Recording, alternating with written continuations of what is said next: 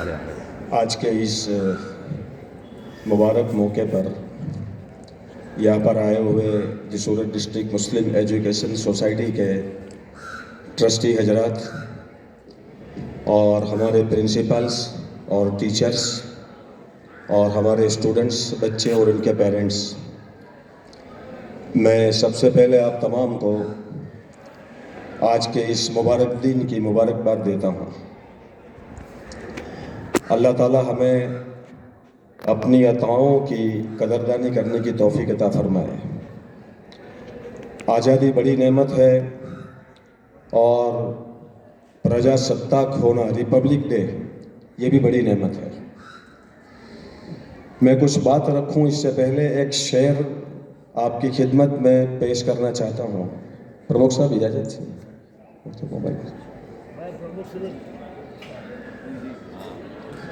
आँखों में खुशी, लबों पर हंसी, गम का कहीं नाम न हो। आँखों में खुशी, लबों पर हंसी, गम का कहीं नाम न हो।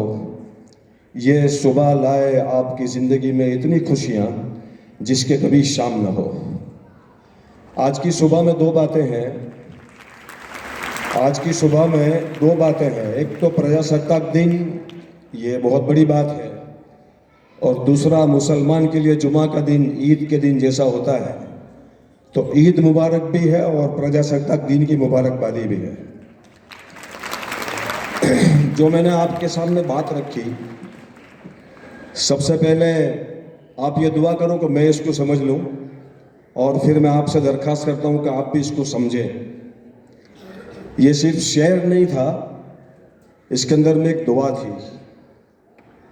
आंखों में खुशी, लबों पर हंसी, गम का कहीं नाम न हो। ये सुबह लाए आपकी ज़िंदगी में इतनी खुशियाँ जिसकी कभी शाम न हो। हम सब खुश रहना चाहते हैं, हम सब सुखी रहना चाहते हैं। हम दुख को, परेशानियों को, बुराइयों को, तकलीफ़ों को पसंद नहीं करते, खुशियों को पसंद करते हैं, राहतों को पसंद करते हैं। लेकिन एक निजाम इलाही है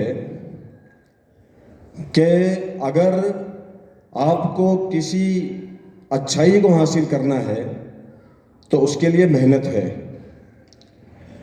और आपको अगर बुरा बनना है तो उसके लिए मेहनत नहीं है।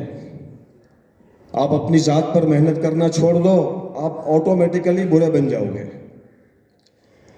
लेकिन आप अगर अच्छा बनना चाहते हो, बहुत सारी इसकी मिसालें दी जा सकती है कि अगर हम अपने बदन को साफ सुथरा रखना चाहते हैं तो हमको गुस्ल करना है, खुशबू लगानी है, और इसके सारी चीज़ों का एहतमाम करना है। हम अपने कपड़ों को साफ सुथरा रखना चाहते हैं तो वो सारी चीज़ों का एहतमाम हमें करना है।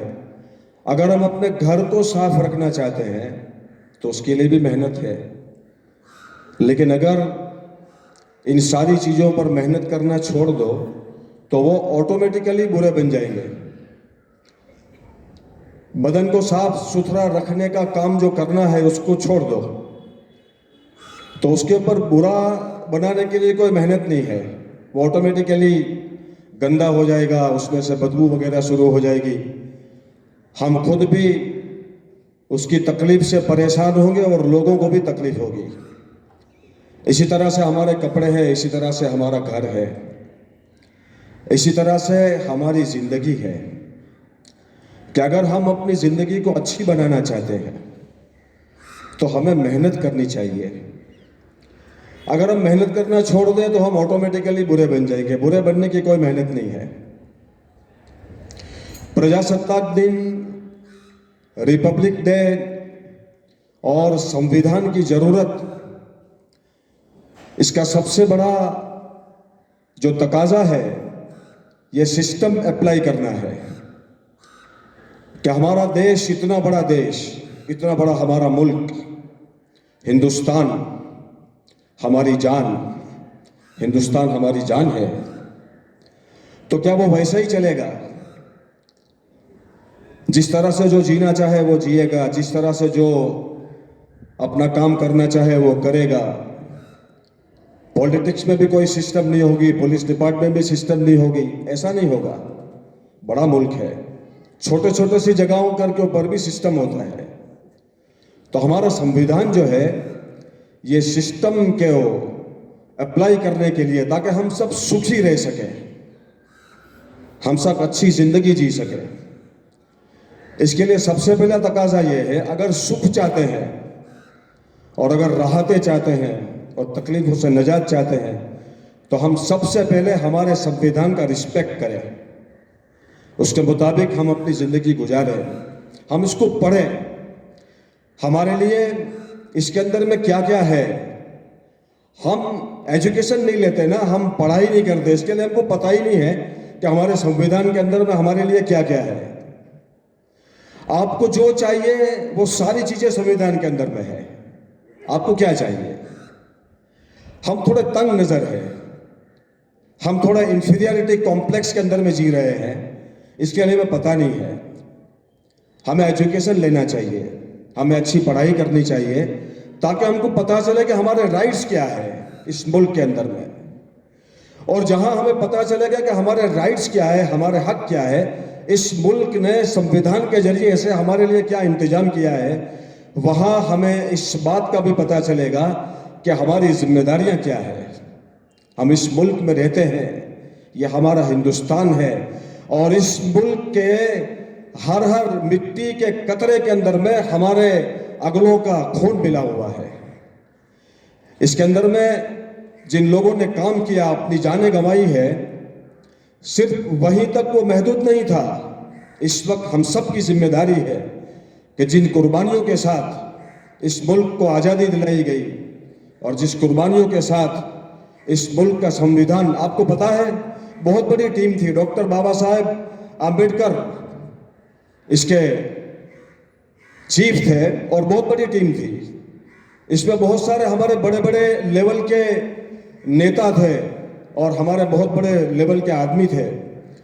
तकरीबन 600 आदमियों ने मिलकर मशवरा कर ऐसा होना चाहिए, ऐसा होना चाहिए, ऐसा होना चाहिए, और उसको बनाने के अंदर में तकरीबन 2.25 साल लगे हैं। उसके बाद ये तैयार होकर आया है।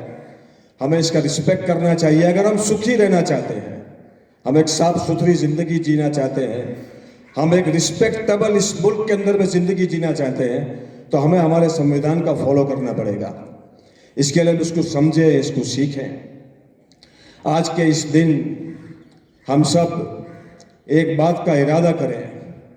ऐसे जितने भी मौके आते हैं ना, ये सारे मौके हमें कुछ अज़्म करने पर उभारते हैं, कुछ डिसीजन लेने के लिए उभारते हैं। हमें डिसीजन लेना है आज के दिन, और हमें अज़्म करना है कि जिन कुर्बानियों के साथ हमारे मुल्क को आज़ाद किया गया, हम भी इस मुल्क के लिए कुछ करेंगे। हमारा ये इदारा, ये भी बड़ी कुर्बानियों के बाद वजूद में आया है। जिस मकसद के लिए इस इदारे को कायम किया गया, इस मकसद को पूरा करने के लिए हम इस इदारे का बहुत ज़्यादा फ़ायदा उठाएंगे। इसका फ़ायदा क्या है कि इदारे का मकसद क्या है? इसके ज़रिए से हम अच्छी तालीम हासिल करें। अगर हम अच्छी तालीम हासिल कर लेंगे तो हम अपनी ज़ात के एतबार से भी अच्छे बन जाएंगे, और हमारे घर के लिए भी हम अच्छे बन जाएंगे, और हमारे समाज और सोसाइटी के लिए भी अच्छे बन जाएंगे, और हमारे मुल्क के लिए भी हम अच्छे बन जाएंगे। अच्छे बनने के लिए मेहनत है। अगर ये मेहनत छोड़ दें, किसी बच्चे से हम कहें कि बेटा आपको 90+ लाना है, A+ लाना है, तो उसको क्या करना पड़ेगा? ये हमारे बहुत सारे बच्चे और बच्चियां बैठी है, क्या करना पड़ेगा आपको? आपको मेहनत करनी है, और अगर आप मेहनत नहीं करेंगे तो वैसे ही 90+ में आ जाओगे। ऐसा नहीं होगा। इसके लिए आज का दिन, आपको पता है 75 ईयर्स से ज़्यादा गुजर चुके हैं हमारे देश को आज़ाद होने में। बहुत सारी दुनिया के अंदर में ऐसे मुल्क हैं जो थोड़े से ज़माने के अंदर में कहीं से कहीं निकल गए। हमारा मुल्क क्या वो कर सका है? ठीक है, अल्हम्दुलिल्लाह जितना हुआ है, लेकिन जो चाहते थे, आपको पता है आज़ादी किसे कहते हैं? सिर्फ मुल्क आज़ाद हो गया काफ़ी नहीं है। जिन लोगों ने मुल्क को आज़ाद करवाया है, उन लोगों की चाहतें क्या थी? इस मुल्क के गरीब को गरीबी से आज़ादी दिलाना, इस मुल्क के जाहिल को जहालत से आज़ादी दिलाना, इस मुल्क के अंदर में किसी भी किस्म की तकलीफ में मुब्तला जो लोग हैं इनको उन तकलीफ से आज़ादी दिलाना, ये उस जमाने के सारे फ्रीडम फाइटर्स का मकसद था। क्या ये हो गया? हम सारे के सारे सारी तकलीफों से निजात पा गए? हम सारे के सारे अपनी जहालतों के अंदर में से निकल गए और हम सब की गुर्बत खत्म हो गई? तो जवाब क्या मिलेगा? तो क्या नहीं हुआ ऐसा? क्यों ऐसा नहीं हुआ? तो क्या हमने अपनी ज़ात पर, अपने घर-बार पर, अपने समाज सोसाइटी पर और अपने मुल्क पर जो मेहनत के तकाज़े हम पर थे उसके अंदर में गफलत बरती है? हमारे साथ में ये आज़ाद होने वाले बहुत सारे कंट्रीज और हमारे बाद में जिनको आज़ादी मिली ऐसे बहुत सारे कंट्रीज न जाने हमसे कितने आगे हैं।